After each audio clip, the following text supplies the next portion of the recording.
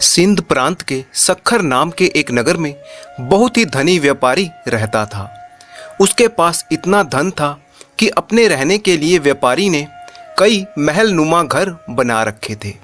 सेठ की सेवा के लिए उसके पास कई नौकर चाकर थे।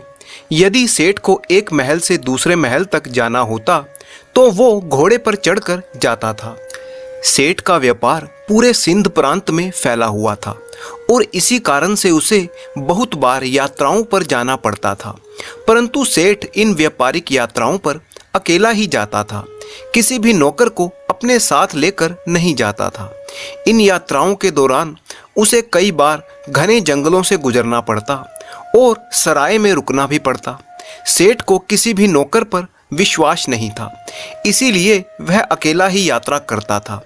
इसी तरह सेठ के दिन बीत रहे थे।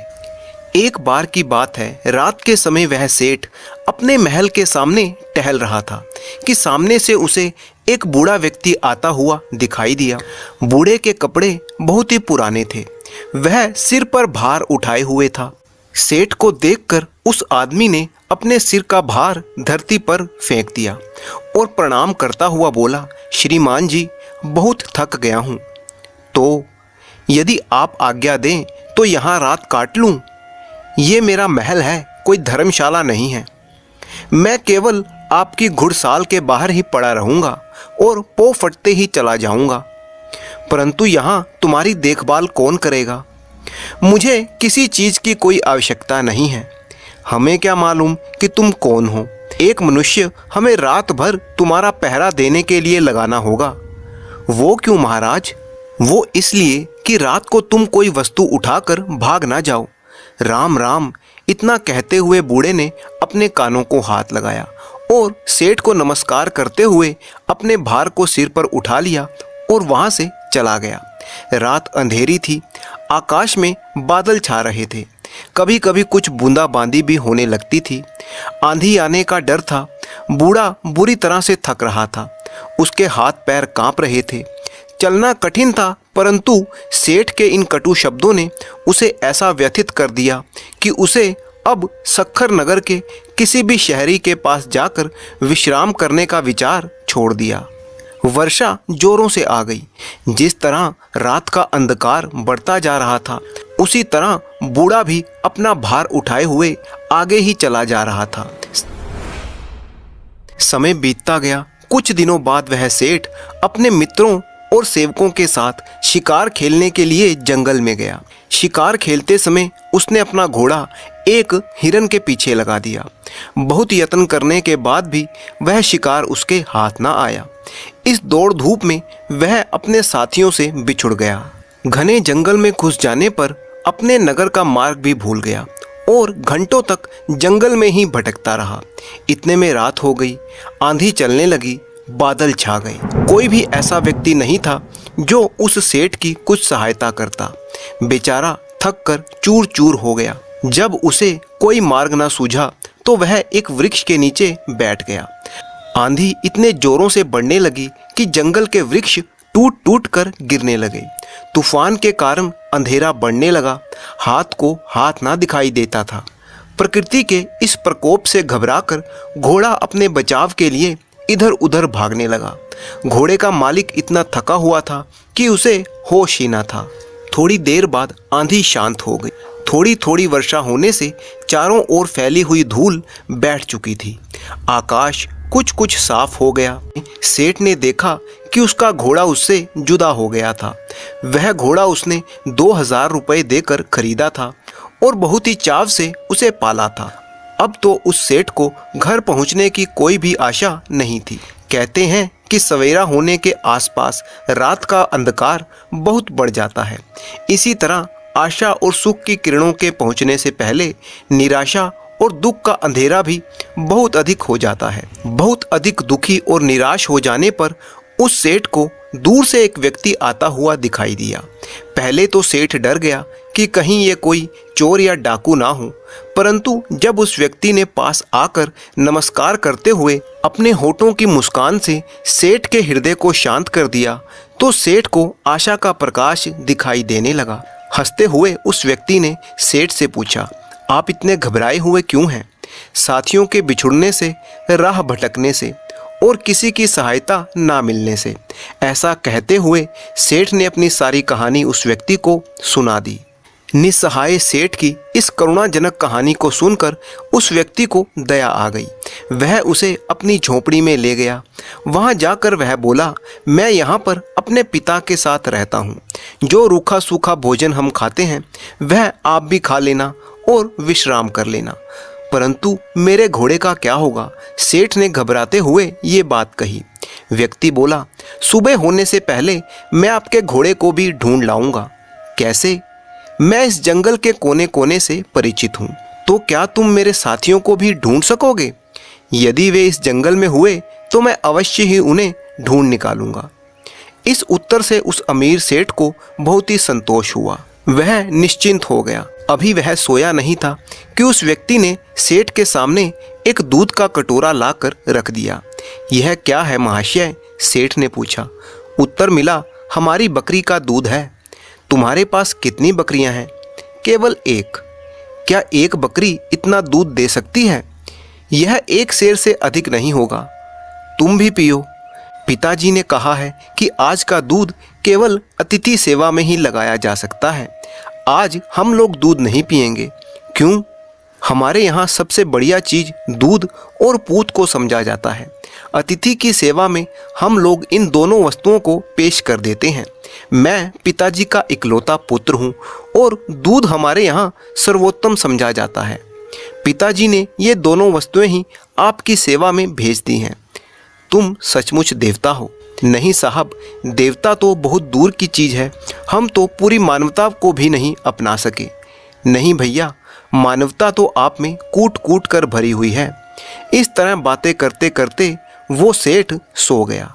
अपने अतिथि की सच्ची सेवा करने वाला वह व्यक्ति चुपके से उठा और हाथ में मशाल लिए अपने अतिथि का घोड़ा ढूंढने के लिए चल दिया। पाँव फटने के समय के आसपास वह अपने अतिथि का घोड़ा लेकर अपनी झोपड़ी पर लौटा। जब उसकी माता ने देखा कि अतिथि का घोड़ा मिल गया है तो वह उठकर घोड़े के लिए दाना दलने लगी। वह जानती थी कि घोड़ा जंगल से घास चरकर आया होगा, परंतु फिर भी उसने अतिथि के घोड़े की सेवा करना अपना कर्तव्य समझा। घोड़े को यदि दाना ना मिलता तो शायद अतिथि सेवा अधूरी समझी जाती। प्रातः काल जब वो अमीर सेठ सोकर उठा, उसने देखा कि उसका घोड़ा दाना खा रहा था और अतिथि सेवक वो व्यक्ति उसके सामने हाथ जोड़े हुए कह रहा था, आज ईश्वर ने हमारी लाज रख ली। सेठ ने पूछा, कैसे? आपका घोड़ा सकुशल मिल गया। यदि वह सामने की ओर निकल गया होता तो शायद बाघ उसे अपना शिकार बना देता।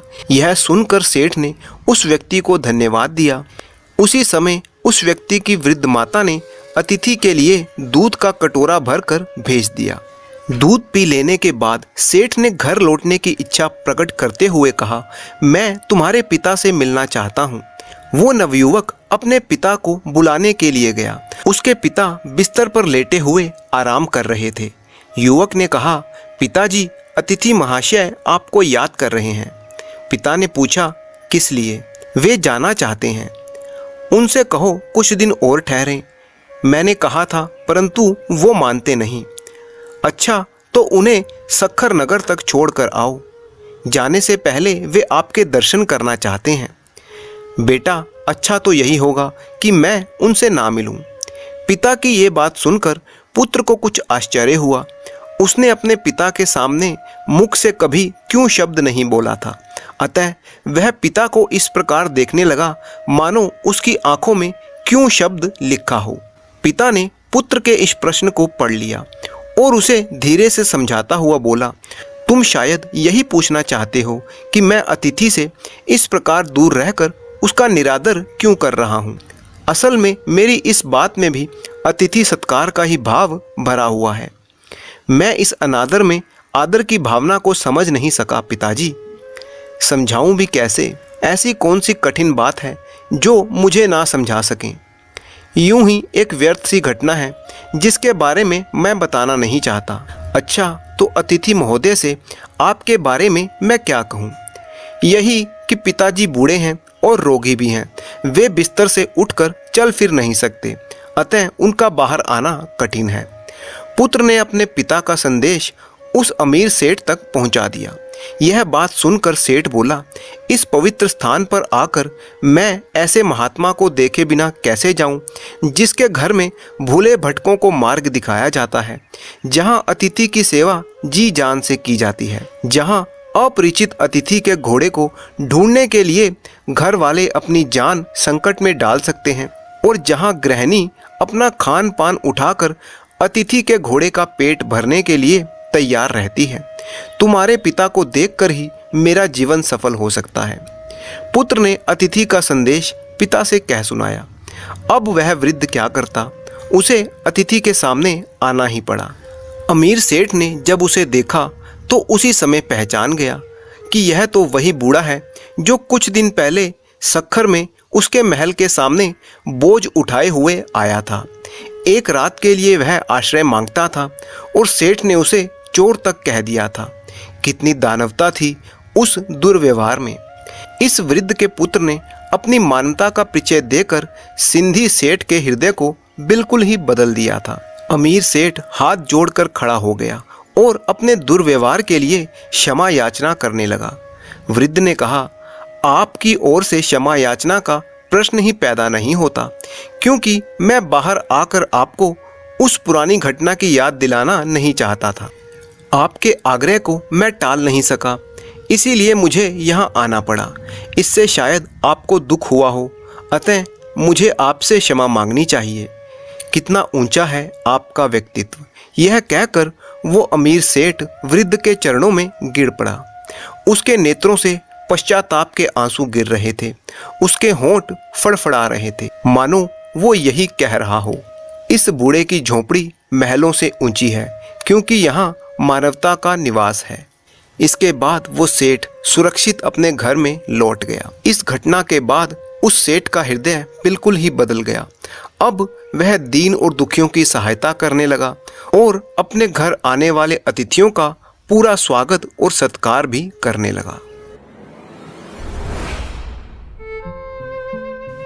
रज्जब कसाई अपना रोजगार करके ललितपुर लौट रहा था।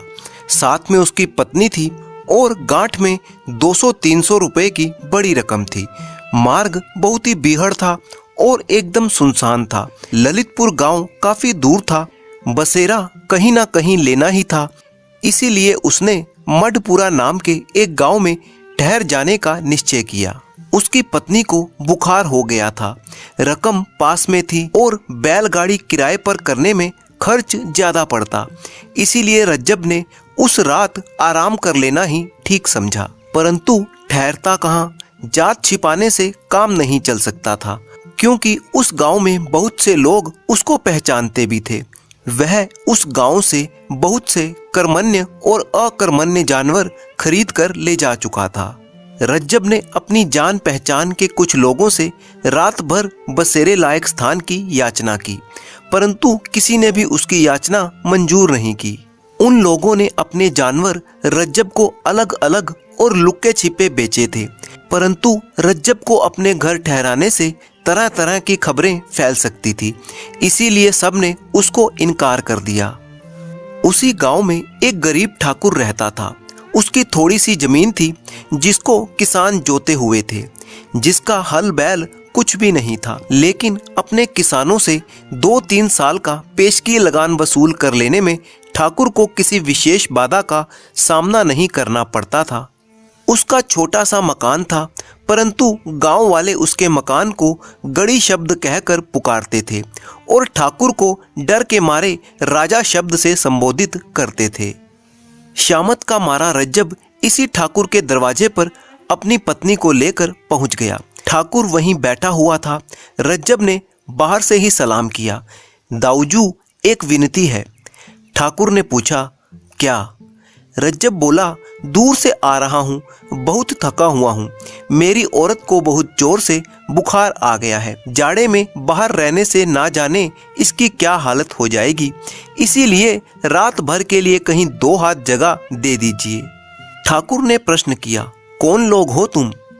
हूँ तो कसाई, रज्जब ने सीधा सा उत्तर दिया और उसके चेहरे पर गिड़गिड़ाहट के भाव थे।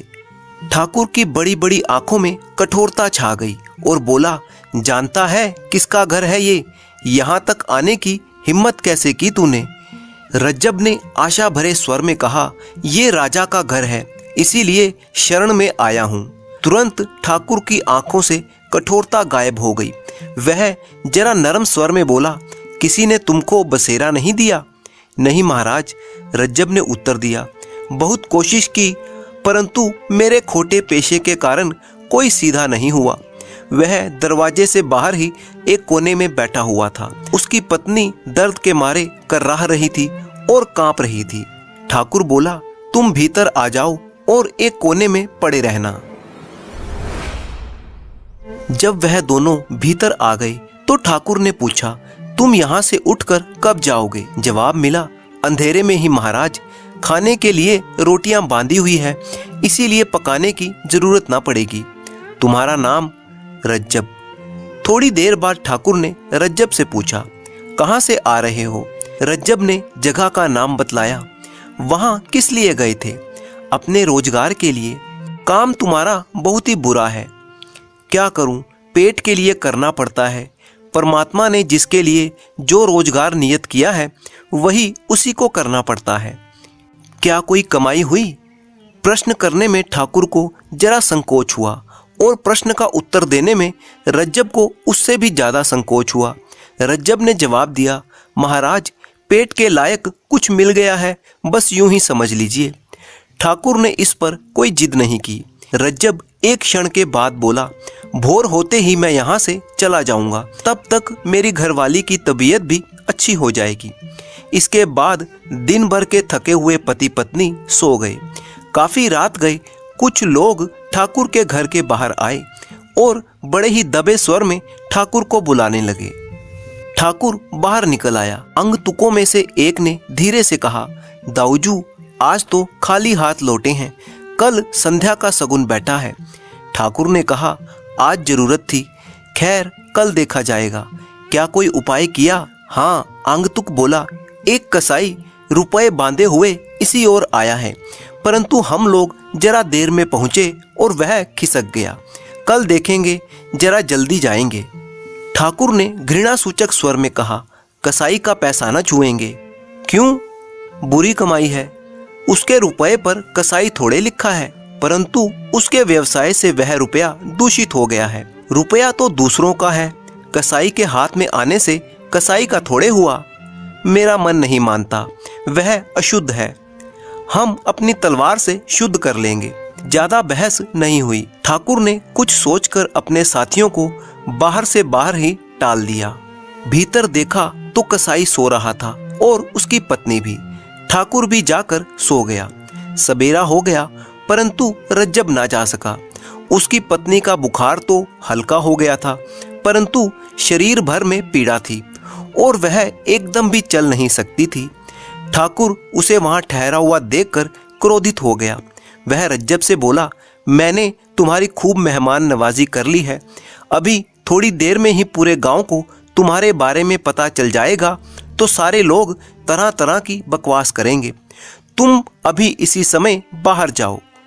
रज्जब ने बहुत विनती की, परंतु ठाकुर ना माना। यद्यपि गांव भर में वो अपना दबदबा मानता था, परंतु लोकमत का दबदबा उसके ऊपर भी हावी था। इसीलिए रज्जब अपनी पत्नी सहित गांव से बाहर आ गया और एक पेड़ के नीचे जा बैठा।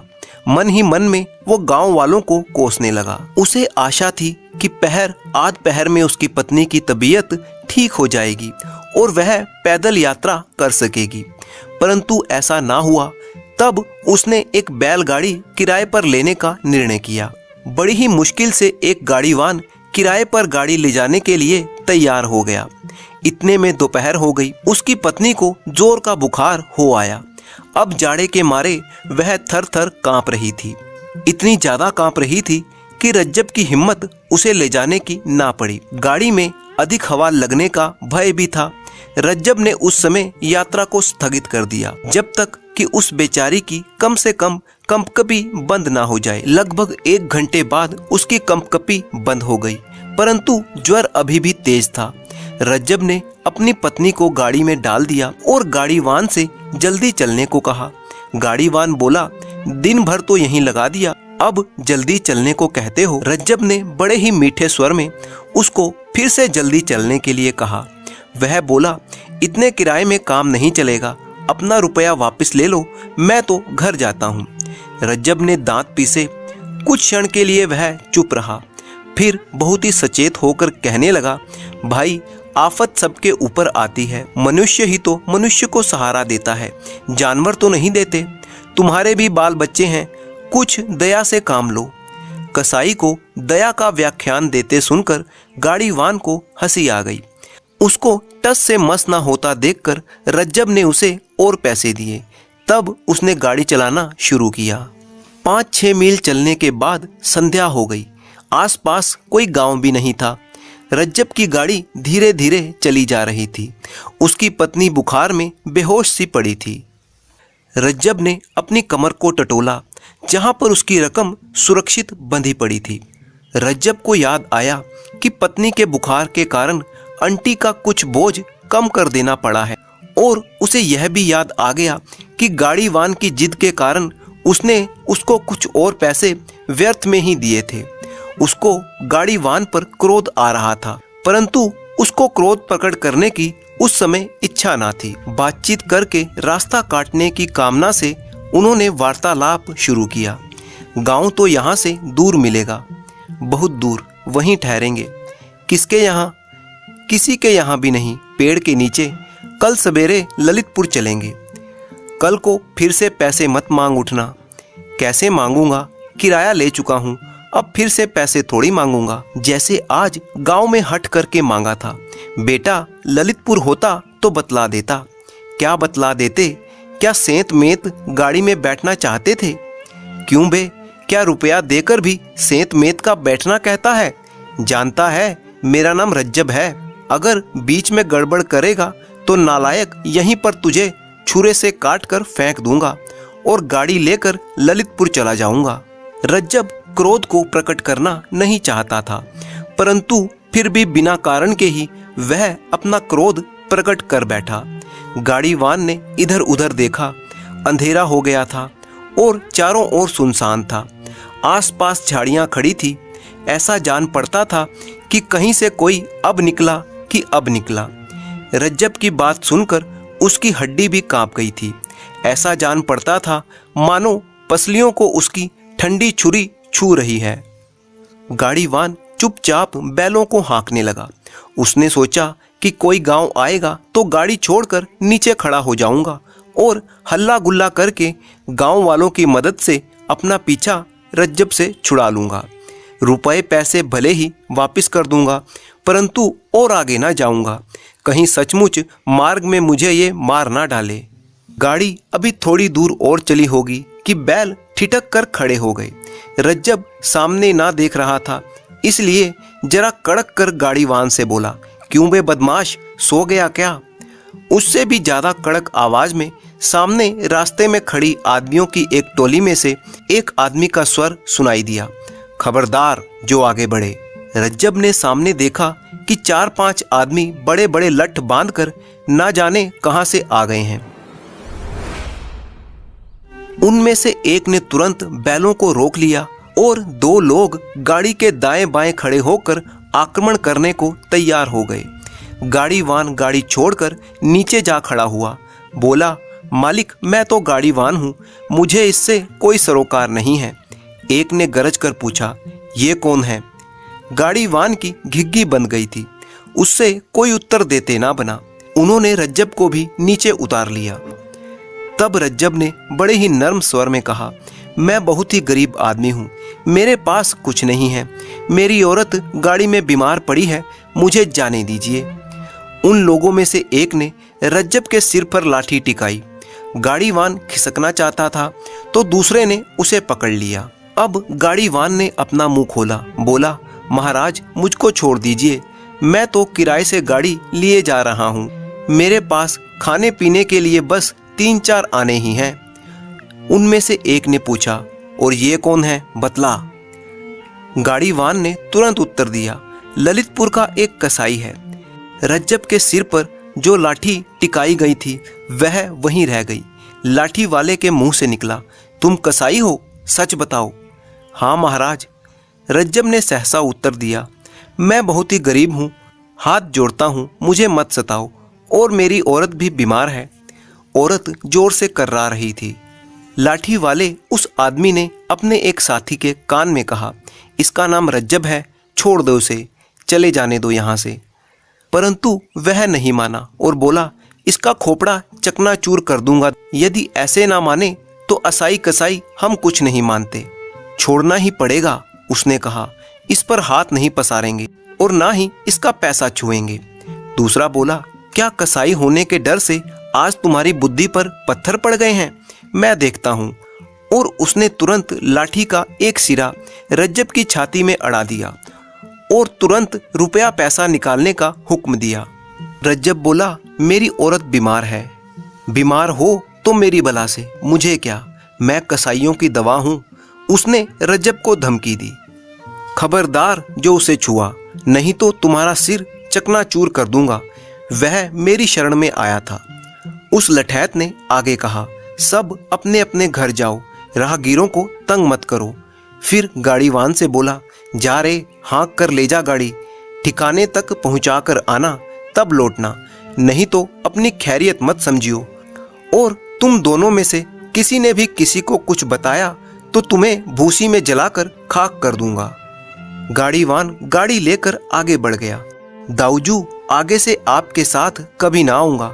दाऊजू ने कहा, ना आना, मैं अकेले ही बहुत कुछ कर गुजरता हूँ, परंतु बुंदेला शरणागत के साथ घात नहीं करता, इस बात को गांठ बांध लेना। असल में नरम हृदय वाला वह लठैत ठाकुर था, परंतु रज्जब कसाई नहीं जानता था कि उसी ठाकुर की वजह से आज वह लुटने से बचा है। ठाकुर ने अपना शरणागत धर्म निभाया और रज्जब को सुरक्षित उसके घर जाने दिया। इस तरह से रज्जब कसाई सुरक्षित अपने घर पर पहुंच गया। परंतु वो ये बात नहीं जानता था कि जिस ठाकुर ने उसे रात के समय शरण दी थी, उसी ठाकुर ने उसे एक बार फिर लठैतों के बीच में से बचा लिया था। ठाकुर भले ही एक कठोर हृदय आदमी था, परंतु अपनी शरण में आए हुए की रक्षा करना वो अपना धर्म समझता था और अपने शरणागत धर्म का पालन करने के लिए उसने अपने साथियों से भी बैर मोल ले लिया। बात उस युग की है जब यूनान की बागडोर एक रानी के हाथों में थी। वहां का सेनापति एक बहुत ही बहादुर सामंत था। वो बहुत ही वीर, नेकदिल, साहसी और देश प्रेमी था। कोई भी शासक उसके भरोसे पर देश की सुरक्षा छोड़कर निश्चिंत हो सकता था। इसके साथ साथ वह शाही प्रेमी भी था। रानी उससे प्यार करती थी और वह रानी और अपने देश दोनों के प्रति ही पूर्ण समर्पित और वफादार था। उसके हाथों की कोमल उंगलियां जब रानी के सुनहरे बालों को सहलाती तो उस स्पर्श के जादू से उसका पूरा शरीर तरंगित हो उठता। मगर यही उंगलियां जब तलवार की मूठ पर कस जाती तो शत्रु के कलेजे तक हिल जाते। उसका दिल रानी के प्यार में सराबोर था, प्रेम रस से लबरेज। मगर जब बात देश की सुरक्षा की होती तो यही प्रेम भरा दिल वज्र का हो जाता था। देश उसकी दिलेरी, वीरता और देशभक्ति का लोहा मानता था। प्रजा को उस पर पूर्ण विश्वास था। उसका हर जगह पर सम्मान होता था। वह यूनान के सभी नव यौवनाओं का आदर्श पुरुष था। किसी खास मौके पर जब वह अपने अरबी घोड़े पर सवार होकर यूनान की गलियों से गुजरता तो नव युवतियां उसकी एक झलक पाने के लिए बेचैन हो जाती थी। और जब सेनापति देश की सीमाओं पर गश्त के लिए निकलता तो पड़ोसी देशों की सेनाओं में सेनापति के भय से दहशत फैल जाती थी। ऐसे अद्भुत और बेमिसाल व्यक्तित्व का स्वामी था ये सेनापति। इसी नगर में अमीलिया नाम की एक लोक नर्तकी यानी नगर वधू रहती थी। राजधानी के बड़े बड़े अमीर, छोटे बड़े सामंत, धनी रईस, बड़े बड़े सरकारी अधिकारी अपने मनोरंजन और मौज के लिए इधर आते थे। अमलिया एक बहुत ही सुंदर औरत थी। उसके पास नर्तकियों का पूरा समूह था। उसकी बड़ी तमन्ना थी कि एक बार सेनापति भी उनकी नृत्यशाला में आकर उनका नृत्य देखें, मगर सेनापति ने कभी उस तरफ मुंह करके भी नहीं देखा। अमीलिया ने अपनी तरफ से पहल करते हुए अपने एक सेवक को सेनापति के पास भेजा और रंगशाला में आने का निमंत्रण दिया, मगर सेनापति ने वहां जाना उचित नहीं समझा। अमीलिया ने दूसरी बार फिर से अपने एक सेवक को सेनापति के पास अनुरोध लेकर भेजा, मगर सेनापति फिर टाल गए। तीसरी बार फिर से एक संदेशवाहक भेजा गया। अब की बार सेनापति ने कहा, मैं तुम्हें पहले भी कई बार समझा चुका हूं कि मैं तुम्हारी रंगशाला में नहीं आ सकता, मगर तुम्हारी नादान मालकिन ये बात समझती ही नहीं। एक लोक नर्तकी की हैसियत से मैं उसका पूरा सम्मान करता हूँ, पर मुझ पर देश की सुरक्षा का भार है। इस कारण से मैं एक सामान्य व्यक्ति की तरह स्वतंत्र जीवन नहीं जी सकता। मैं क्षमा प्रार्थी हूँ, सेनापति ने बड़ी ही विनम्रता से ये कहा। सेनापति का उत्तर सुनकर अमीलिया के आत्मसम्मान को बहुत ही आघात पहुंचा। उसे लगा कि सेनापति ने कटा सा जवाब देकर उसका अपमान किया है। सेनापति कभी कभी अपने घोड़ों को नदी में नहलाने के लिए ले जाया करता था। एक दिन सेनापति घोड़े लेकर आया तो देखा कि अमीलिया और उसकी सहेलियां तंबू लगाकर वहां पर पहले से ही मौजूद थीं। दोनों का आमना सामना हुआ। अमीलिया ने मोहक अंदाज में कहा, देश के रक्षक और शाही प्रेमी को इस अदना सी नर्तकी का सलाम। सलाम का उत्तर देते हुए सेनापति ने पूछा, कैसी हो अमीलिया? ठीक हूँ जनाब, लगता है आप घोड़े को नहलाने के लिए आए हैं, मगर ये स्थान तो हमने पहले से ही घेर लिया है। आपसे एक सवाल का जवाब चाहती हूँ, फिर उसके बाद यहाँ से चली जाऊंगी। सेनापति बोले, बोलो क्या पूछना चाहती हो? तुम्हें अपना सवाल पूछने की पूरी आज़ादी है। बस मुझे इतना बता दीजिए कि राजमहल में आप अपनी इच्छा से कब गए थे? सत्य बताइएगा सेनापति जी। अपनी इच्छा से तो कभी नहीं गया अमीलिया। मेरी इच्छा का कोई मतलब नहीं है। जब महारानी बुलाती है मैं तभी जाता हूँ। तो इसका मतलब है आपकी कोई तमन्ना या चाहत नहीं है। यदि कोई चांदनी रात, बसंती हवा, मधुर संगीत किसी का साथ पाने को बेचैन कर दे, तब क्या होता है? कैसा लगता है? सेनापति की चेतना पर मानो हथौड़े पड़ने लगे। मैं कौन हूँ? हुक्म का गुलाम?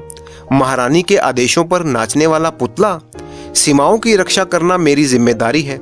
मेरी ताकत का प्रयोग देश की रक्षा के लिए, और मेरी इच्छा, मेरे अरमान। अमीलिया के एक सवाल ने सेनापति के सोचने की दिशा बदल डाली। उसके चेहरे पर चिंता और उलझन के भाव साफ दिखाई दे रहे थे। इन निजी सुखों को वह भूल गया था। अमीलिया के सवाल ने वो सब उसे फिर से याद दिला दिए। एक रात सेनापति बिना बताए अमीलिया की नृत्यशाला की महफिल में हाजिर हो गया। अमीलिया के संकेत पर सेविकाओं ने उस पर फूलों की वर्षा की। सुगंधित इत्र छिड़का गया, मनमोहक सुगंध और शरबत पेश किए गए। फिर एक आकर्षक नृत्य का आयोजन किया गया। सेनापति एक अलग दुनिया में था। अब वह अमीलिया पर मोहित हो चुका था। सेनापति ने कहा, मैं तुम्हें पाना चाहता हूँ अमीलिया, बोलो क्या कहती हो? अमीलिया ने कहा, यदि आप मुझे पाना चाहते हैं तो आपको 3 उपहार मुझे देने होंगे। तुम कैसा उपहार चाहती हो अमीलिया? मैं तुम्हें मनचाहा उपहार लाकर दे सकता हूँ। बहके हुए सेनापति ने कहा, 3 चीजें, एक हार, एक कंघी और एक आईना। ठीक है, अगली बार ये तीनों उपहार ही लेकर मैं तुम्हारे पास आऊंगा। अब मुझे जाना होगा अमीलिया। ठीक है, मगर जाने से पहले आपके सामने कुछ बातें स्पष्ट कर देना चाहती हूँ, ताकि आप हमें भली भांति से समझ सकें और किसी तरह की कोई गलतफहमी का शिकार ना हो। इसीलिए आप सावधान होकर मेरी बातें सुनिए। सेनापति सावधान हो गया। देखिए, नृत्यशाला हमारा मुख्य कार्य है और हम नाच गाना करके लोगों का मनोरंजन करते हैं। मेरे पास बड़े से बड़े धुरंधर एक से बढ़कर एक उपहार लेकर पेश हो चुके हैं, मगर मैंने धन्यवाद सहित सारे उपहार अस्वीकार कर दिए। आप पहले व्यक्ति हैं जिससे उपहार लेने का मेरा दिल कह रहा है। आलमिया ने अपनी बात पूरी की। सेनापति उसके मुंह से अपने बारे में ऐसे शब्द सुनकर भाव विभोर हो गया और बोला, अगली बार आपके लिए ये तीनों उपहार लेकर ही आऊंगा। आप असाधारण व्यक्ति हैं सेनापति, अतः उपहार भी असाधारण होने चाहिए। अमीलिया मोहक अंदाज में बोली।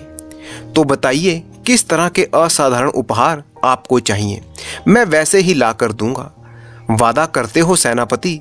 बिल्कुल करता हूं, आप कहिए तो। सेनापति अमीलिया पर पूरी तरह से मोहित हो चुका था। मुझे वो हार चाहिए जो कुल देवी की प्रतिमा के गले में है। मुझे वो कंघी चाहिए जो राजपुरोहित की पत्नी अपने जुड़े में हमेशा लगा कर रखती है। और मुझे वो आईना चाहिए जो राज नर्तकी अपने श्रृंगार में प्रयोग करती है। अमीलिया ने सदे हुए शब्दों में ये बात कही। सेनापति अंधा हो गया था। एक बार तो वह इन अनोखी मांगों को सुनकर चकरा गया, मगर फिर संकल्प किया कि ये तीनों उपहार अति शीघ्र वो अमीलिया को भेंट करेगा। कुल देवी की प्रतिमा के गले में जो हार था वो सरकारी संपत्ति था। उसे ना मांग कर लिया जा सकता था और ना ही खरीदा जा सकता था। उसे केवल चुराया जा सकता था। इसके अलावा कोई भी विकल्प नहीं था। परंतु सेनापति के दिमाग पर तो अमीलिया का भूत सवार था। उसने देवी की प्रतिमा के गले का हार चुराया और अपने पास छिपा कर रख लिया। सुबह होते ही कुल देवी की प्रतिमा के गले से हार चोरी होने का समाचार जंगल की आग की तरह फैल गया। शहर के कोतवाल को चोर पकड़ने की जिम्मेवारी सौंपी गई। अब सेनापति ने राजपुरोहित के घर के आसपास घूमना शुरू कर दिया। एक रात उसने देखा कि राजपुरोहित की पत्नी चांदनी रात में बगीचे में घूम रही थी। वह अचानक उसके सामने आ गया। सेनापति को अपने सामने देखकर वो हैरान रह गई। अरे आप! उसके मुंह से अनायास ही ये शब्द फूट पड़े। जी हाँ, मैं सेनापति हूं ना। देश की सीमाओं पर गश्त करते करते कभी कभी अंदर भी झांक लेता हूँ। संयोगवश आपसे भेंट होनी थी, शायद इसीलिए यहाँ पर आ निकला। आइए थोड़ी देर बैठते हैं। राजपुरोहित की पत्नी सेनापति के साथ वहां पर एक पेड़ के नीचे बैठ गई। अचानक सेनापति ने अपने मजबूत हाथों से उसका गला दबा दिया और वो पल भर में शांत हो गई। सेनापति ने उसके जूड़े से कंघी निकाली और बड़ी ही नजाकत के साथ उसका शव वहीं बागीचे में लेटा दिया। अब सेनापति राजनर्तकी के महल में गया। वहां पर वह सबका विश्वास पात्र था। कभी भी खाने में नशीला पदार्थ मिलाना उसके लिए कोई बड़ी बात नहीं थी। उसने राज नर्तकी के खाने में नशीला पदार्थ मिला दिया। नशे में डूबी नर्तकी के श्रृंगार कक्ष से वो आईना चोरी हो गया। लगातार 3 आपराधिक वारदातों ने महारानी को विचलित कर दिया। उसने सेनापति के सामने अपनी चिंता प्रकट की। सेनापति ने कहा, मेरा काम बाहरी शत्रुओं से देश की रक्षा करना है, मगर आप चिंता न करें, आज से मैं आंतरिक सुरक्षा का भी दायित्व लेता हूँ। भविष्य में ऐसा कुछ नहीं होगा, मैं सचेत रहूंगा, आप इत्मीनान रखिए। अब सेनापति ने तीनों उपहार पा लिए। वो इन उपहारों को अमीलिया के पास ले जाने के लिए बहुत ही आतुर था। अमीलिया का गुलाबी बदन रह रह कर सेनापति के मन में प्रतिबिंबित हो रहा था। अचानक वह कल्पना करने लगा कि कुल देवी का हार पहनकर अमीलिया कैसी लगेगी। कल्पना करते करते उसके मस्तिष्क में जोरदार झटका लगा। ऐसा लगा जैसे भयंकर बिजली का करंट उसे सिर से पैर तक बुरी तरह झुलसा गया हो। चेतना पर मानो हथौड़े पड़ने लगे। उसकी छठी इंद्री कुछ सवालों के संकेत देने लगी थी। प्रश्नों का चक्रव्यूह उसे घेर चुका था। पहला प्रश्न, अमीलिया नगर वधू है। वह इतनी भोली तो नहीं कि देश के नियम कायदों को ना जानती हो। उसे पहले से ही पता था कि कुल देवी की प्रतिमा का हार केवल चोरी से ही हासिल किया जा सकता है। राष्ट्रीय महत्व की कोई भी चीज चोरी हो जाती है तो उसकी चर्चा भी होगी और चोर की तलाश भी जोर शोर से की जाएगी। ऐसे में कोई उस हार को गले में धारण करके स्वयं अपनी मौत को क्यों बुलाएगा? जब अमीलिया इस हार को पहन ही नहीं सकती तो उसने ऐसा उपहार मांगा ही क्यों? अगला सवाल, राजपुरोहित की पत्नी नगर की एक प्रतिष्ठित महिला थी। उसकी हीरों से जड़ी हुई सोने की कंघी के बारे में सब जानते थे। उसके जूड़े से कंघी निकालना, या तो मैं उसकी हत्या करूंगा या फिर पकड़ा जाऊंगा। अमीलिया ने सब पहले से ही सोच लिया था। मैं हत्यारा बन गया। क्या कोई किसी लाश से उतरा हुआ कपड़ा या जेवर पहन सकता है? कदापि नहीं। फिर उसने ऐसा उपहार क्यों मांगा? मुझसे हत्या जैसा अपराध कराने के लिए। ओह, कहाँ चल दिया था मैं।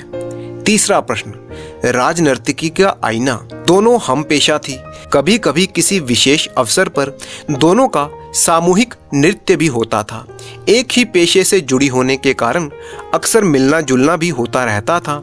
ऐसे में इस आईने को अमीलिया अपने प्रयोग में कैसे ला सकती थी, जबकि उसके पकड़े जाने का डर था। ओह, तो यह योजना थी कि या तो मैं आईना चुराऊंगा या चुराते हुए पकड़ा जाऊंगा। दोनों ही स्थितियों में मेरी प्रतिष्ठा गिर जाएगी। आखिर क्या चाहती थी अमीलिया? सेनापति का दिमाग सनसना उठा। कुछ समय के लिए वह अपना मूल चरित्र अवश्य खो बैठा था, मगर था तो वो योद्धा ही, हर पल सचेत, सजग और सावधान, देश का सच्चा प्रहरी। अब वह अपने मूल स्वरूप को पा चुका था। वह एक निर्णय ले चुका था। उसके चेहरे पर सुकून था। अगली शाम को वो तीनों चीजें लेकर अमीलिया की महफिल में उपस्थित हो गया। उस समय अमीलिया और सेनापति के अलावा वहां पर कोई नहीं था। देखो अमीलिया, यह रेशमी थैली। अपने वायदे के अनुसार मैं तीनों उपहार लेकर उपस्थित हुआ हूँ, मगर ये उपहार स्वीकार करने से पहले तुम्हें मेरी एक बात स्वीकार करनी होगी। वचन देती हो जैसा मैंने दिया था? हाँ, मैंने वचन दिया। बोलो क्या करना है मुझे? सेनापति ने कहा, तुम्हें अपने गले में कुल देवी का हार धारण करना होगा। अपने जूड़े में राजपुरोहित की पत्नी की कंघी लगानी होगी। हाथ में राजनर्तकी का आईना पकड़कर भरी महफिल में नृत्य करना होगा। सेनापति ने बड़े ही संयत शब्दों में अपनी बात पूरी की। मगर तुम तो मुझे पाना चाहते थे। अमीलिया के चेहरे पर बेबसी छा गई। तुमको तो मैं पा चुका हूँ, यकीनन पूरी तरह से पा चुका हूँ। अब अमीलिया को अपना वचन पूरा करना था। तीनों उपहारों से सजी हुई अमीलिया भरी महफिल में मंच पर आ गई। उसकी महफिल में जमा हुए लोग उसे देखने लगे तो किसी ने कहा, वो देखो, कुल देवी के गले का हार इस नगरवधु के गले में। दूसरी ओर से आवाज आई, अरे वो देखो, राजपुरोहित की पत्नी के जैसी कंघी इस नर्तकी के जूड़े में। चारों तरफ शोर मच गया और यह बात उड़ते उड़ते राजमहल तक पहुंच गई। अगले ही दिन अमीलिया को गिरफ्तार कर लिया गया। वह जानती थी कि यदि उसने सेनापति का नाम लिया तो कोई भी उसकी बात पर विश्वास नहीं करेगा। वह खामोश रही। न्यायाधीश के सामने उसने अपना अपराध स्वीकार कर लिया। अमीलिया को कारावास में डाल दिया गया। एक बूढ़ा सेवादार उसे समय पर खाने पीने की सामग्री दे जाता था। उसका खाना बहुत ही उत्तम और स्वादिष्ट होता था। कारावास में उसके सुख सुविधा का पूरा ही ख्याल रखा जाता था। बूढ़ा सेवादार उसके पास घंटों बैठकर बातें करता रहता। एक दिन उसने अमीलिया से पूछा, तुमने ये चोरियां क्यों की बेटी? अमीलिया बोली, बाबा, चोरी मैंने नहीं की, परंतु इन चोरियों का कारण मैं ही हूँ। ये क्या कहती हो बेटी? ऐसा कैसे हो सकता है? फिर तुम कारावास क्यों झेल रही हो? तुमने अपराध स्वीकार क्यों किया? वह बोली, एक राज सीने में दफन है। यदि राज को राज रखने का भरोसा देते हो तो बता सकती हूँ। बुजुर्ग सेवक ने भरोसा देने का वायदा किया। अमीलिया ने बेहद शांति से सारा वृतांत खोलकर उसे बता दिया।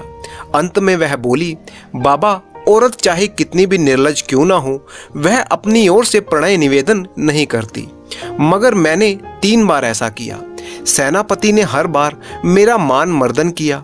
मेरे अंदर का अभिमान जाग उठा और मैंने सेनापति को उसके ऊंचे ओहदे और प्रतिष्ठा से गिराना चाहा।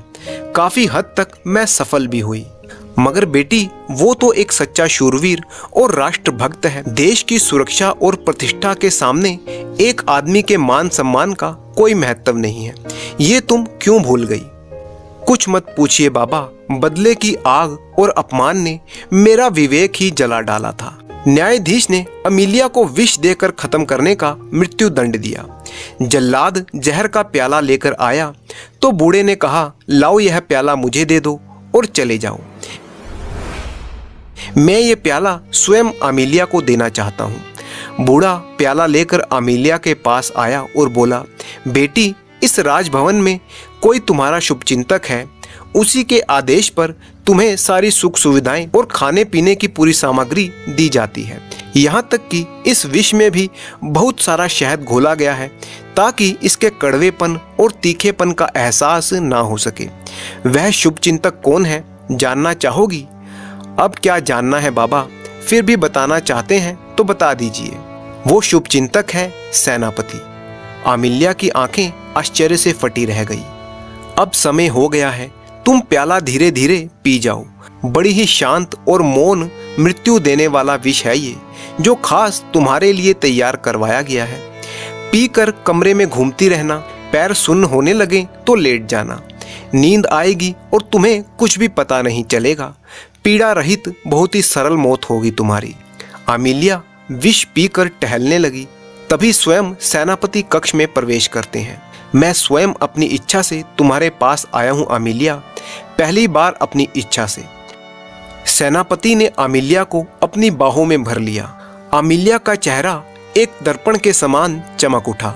वह अचानक बोली, पांव सुन्न हो रहे हैं बाबा, इसे लेटा दो। बड़ी कोमलता से सेनापति ने आमिल्या को लिटा दिया। वह शांत लेट गई और फिर सो गई, कभी ना टूटने वाली नींद सदा के लिए। उसको दफनाते समय सेनापति साथ था। अंतिम रस्म पूरी करके सेविका से अनुरोध किया कि आमिल्या के बालों की एक लट काटकर मुझे दे दी जाए। आदेश का पालन हुआ। समय अपनी गति से चल रहा था। सेनापति उम्र पाकर अपने पद से निवृत्त हो चुका था। अलमारी में उसने अपनी वसीयत लिख कर रख दी थी। एक दिन वह भी संसार से विदा हो गया। शासकीय नियमों के अनुसार दफनाने से पहले उसकी वसीयत खोली गई। लिफाफे में एक खत था और लाल सुनहरी बालों की एक खूबसूरत लट थी। खत में लिखा हुआ था, मेरी मृत्यु होने पर जब मुझे दफनाया जाए तो यह लट मेरी बगल में रख दी जाए। सेनापति। आदेश का पालन हुआ और सेनापति की अंतिम इच्छा पूरी की गई।